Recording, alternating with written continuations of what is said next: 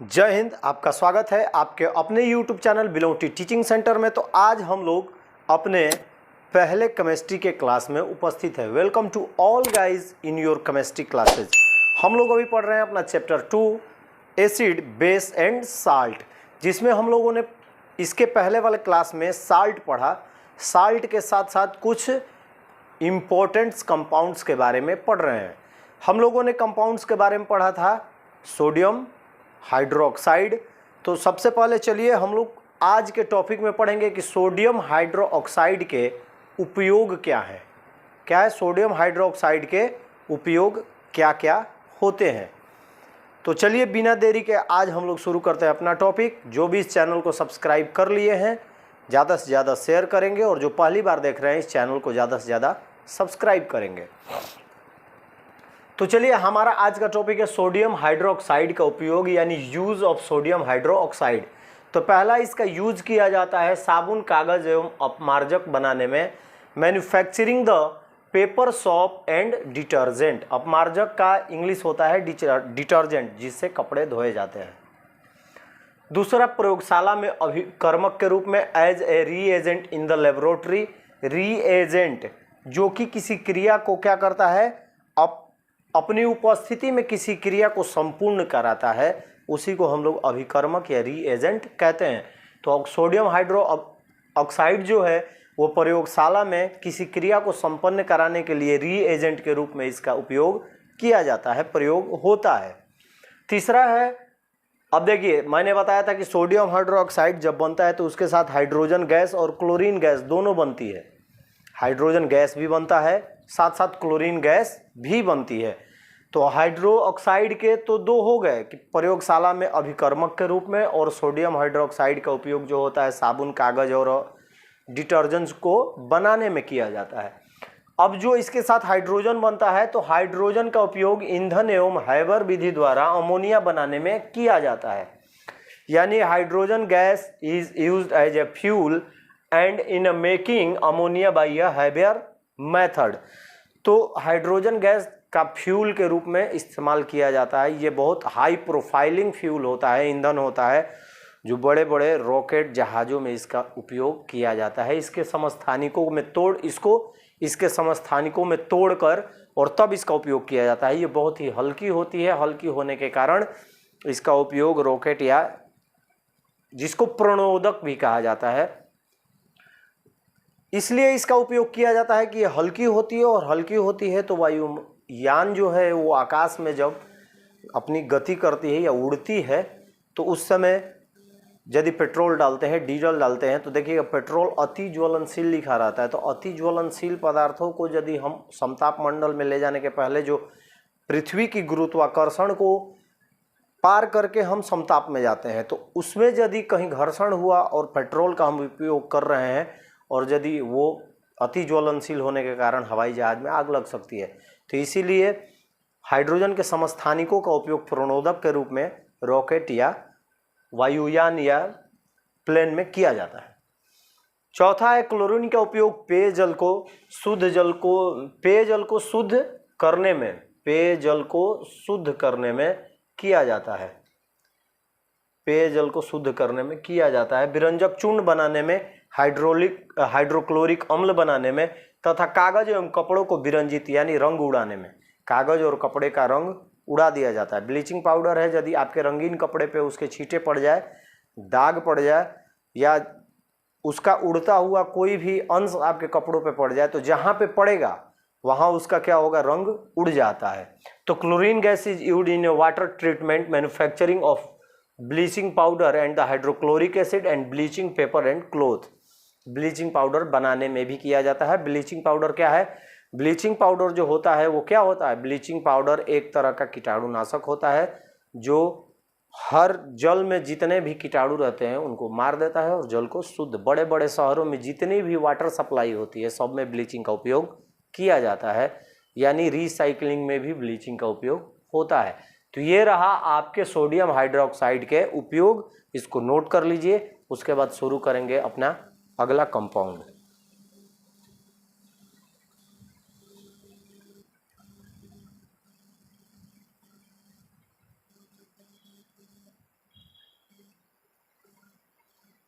चलिए हम लोग अब देखते हैं अपना इस क्लास का दूसरा पॉइंट।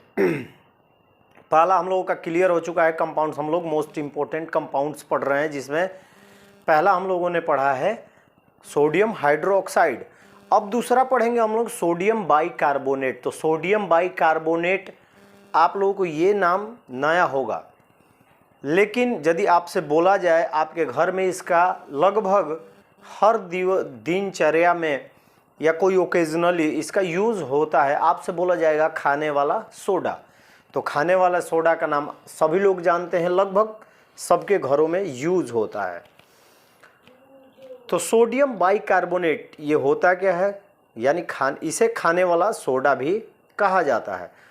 सोडियम क्लोराइड के संतृप्त जलीय विलयन में अमोनिया तथा कार्बन डाइऑक्साइड गैस को जब प्रवाहित करते हैं तो हमें सोडियम बाइकार्बोनेट प्राप्त हो जाता है। आप लोग घर में कभी ओकेजनली क्या होता होगा कि बोलते होंगे जाओ दुकान से खाने वाला सोडा ला दो। तो जो खाने वाला सोडा है उसी को हम लोग सोडियम बाइकार्बोनेट कहते हैं। इसके आगे हम लोग पढ़ेंगे इसका उपयोग क्या होता है और इसके क्या क्या गुण होते हैं। तो चलिए मैंने इसको जो लिखा है एक बार इसको देखते हैं और देख के समझने की कोशिश करते हैं। सोडियम बाइकार्बोनेट NaHCO3 इसका सूत्र होता है। सूत्र हमेशा याद रखिएगा क्योंकि ऑब्जेक्टिव क्वेश्चन में सूत्र भी पूछ दिया जाता है। सोडियम बाइकार्बोनेट को खाने वाला सोडा भी कहते हैं। इसे प्रायः अमोनिया सोडा विधि या साल्वे विधि द्वारा तैयार किया जाता है। इसको खाने वाला सोडा कहा जाता है, जिसे साल्वे विधि या अमोनिया सोडा विधि द्वारा तैयार किया जाता है।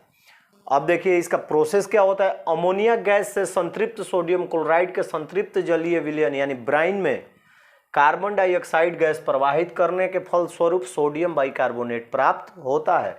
The sodium bicarbonate is known as the baking soda. Baking soda is obtained by the reaction of brine with the carbon dioxide and the ammonia. This is known as the Solvay process.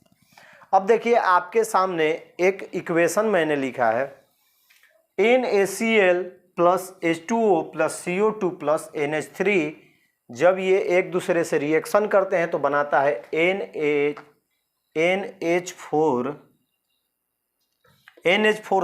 Plus NaHCO3।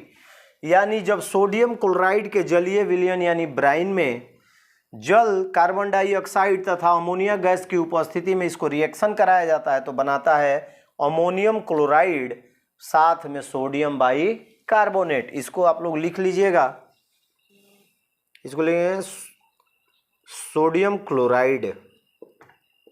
Hindi वाले सुन के लिख लेंगे, sodium chloride plus water plus carbon dioxide plus ammonia, ये मिल के बनाता है ammonium chloride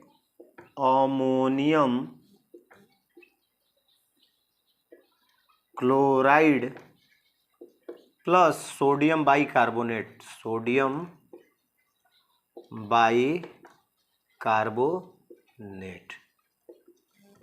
sodium bicarbonate प्रायः base होता है, क्षार होता है, जो कि एंटासिड बनाने में इसका उपयोग भी किया जाता है। तो ये आज आपका कंपाउंड है, कंपाउंड सोडियम बाइकार्बोनेट है, तो इसको जल्दी से नोट कर लीजिए। अब इसके कुछ हम लोग गुणों के बारे में पढ़ते हैं, इसको जल्दी नोट कर लीजिए।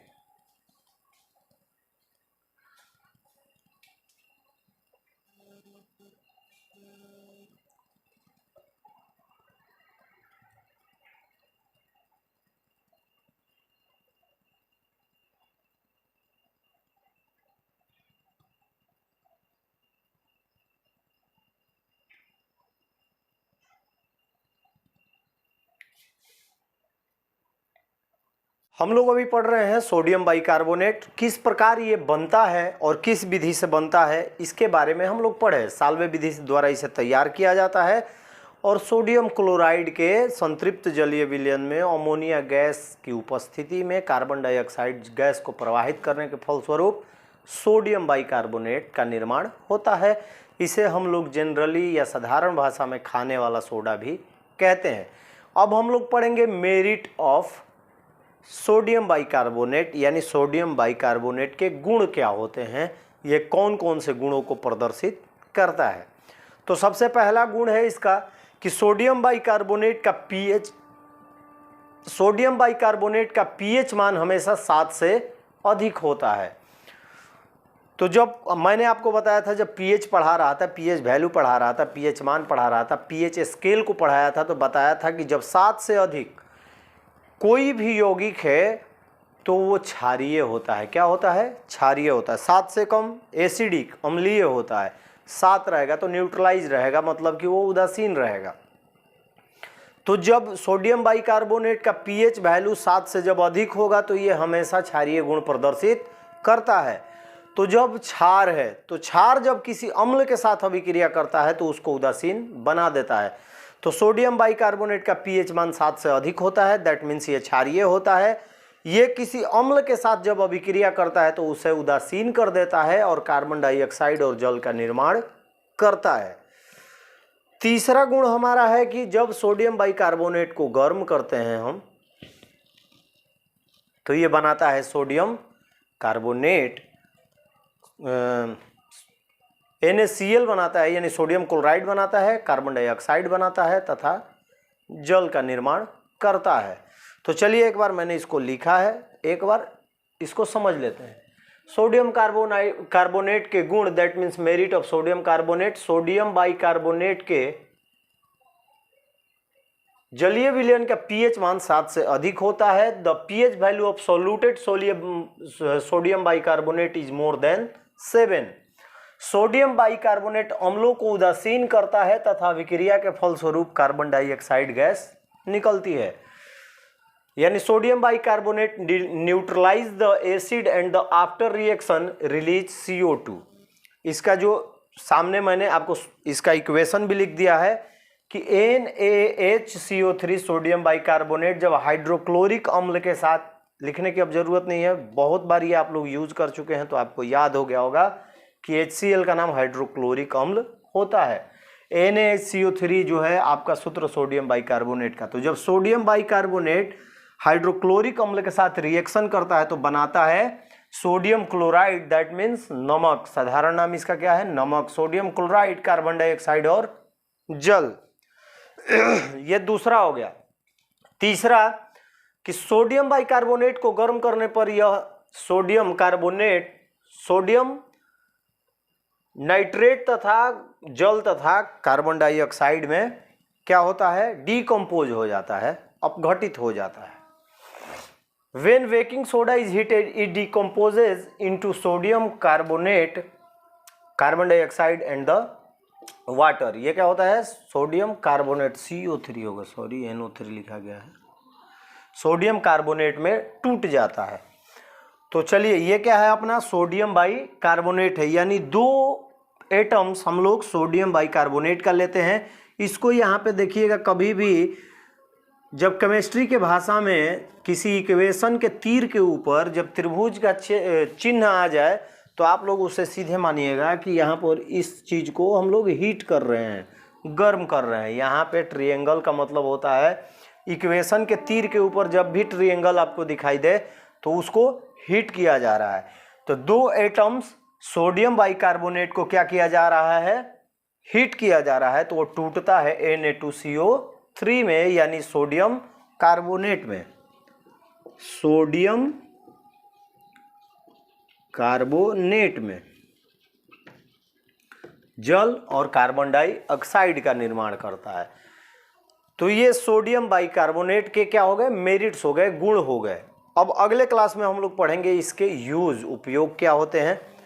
तो आज का टॉपिक उम्मीद है मेरे को कि आप लोगों को समझ में आ गया होगा। तो चलिए कल हम लोग फिर केमिस्ट्री क्लासेज में अपने सेकंड क्लास में मिलेंगे। तब तक आप सबको जय हिंद। सभी का सम्मान कीजिए, अपना ख्याल रखिए और इसको नोट भी कर लीजिए।